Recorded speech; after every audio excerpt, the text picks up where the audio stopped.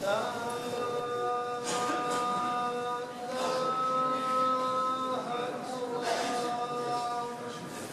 الله الرحمن الرحيم. أقلغ ختم رمضان من بين الأعمال يحمل ربي سبحانه عز وجل دينو من قار الإحسان أتحسنض ثم زوارو ثرو خاميك العبد قد يزامن أتحسنض غرصا سوا ولا زيدان أتحسنض غرصا أتوسعض في اللسان أما كنا خدمك خامننا من غير تبذير ولا إسراف، بمعنى أتنفقد في اللسان لا معنى إلا قلت تبذير ضارا وتقير ضارا الرزقك ديفك ربي سبحانه أرلا بوبال.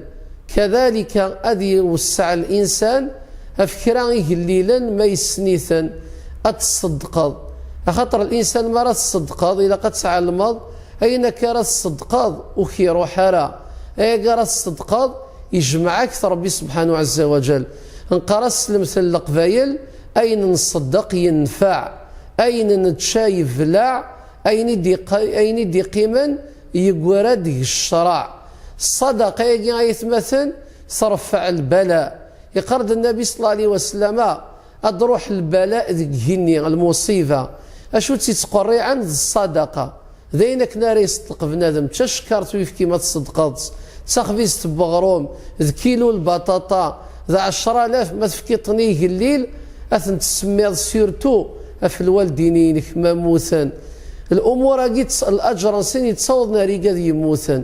كذلك يقرد النبي صلى الله عليه وسلم ما راد روح المصيبة ذكيني أشو تتقابلن تقابليت الصدقة تحبسيت شغلو ميسيل أدروح الصدقة ني أتسمع بار أدروح المصيبة ني أتسمع بار نتاد الصدقة ني ألا ما درس فلاك تخفيفانت استزميراض وستحو الصدارة وشبيحنا النبي صلى الله عليه وسلم يتبسيطا غيد يقرا غيد خزرت كذا الأجر يقفك ربي سبحانه عز وجل إوين رايس فضرا أنظام ولو كان أفسج غيمت بوامان ولو كان أفسج غيمت ويفكي ولو كان أفو عقان تسمار خيرا العبد الله ذي المؤمن أتدل الصدقين يوم القيامة أسني رايلي يطيج يبضد أريق الراي قمذانا الصدقة يقير انت ثرى ديكي ديكسان يثمس يوم القيامة. الصدقة يقير ذنتاث أري حرف في الله.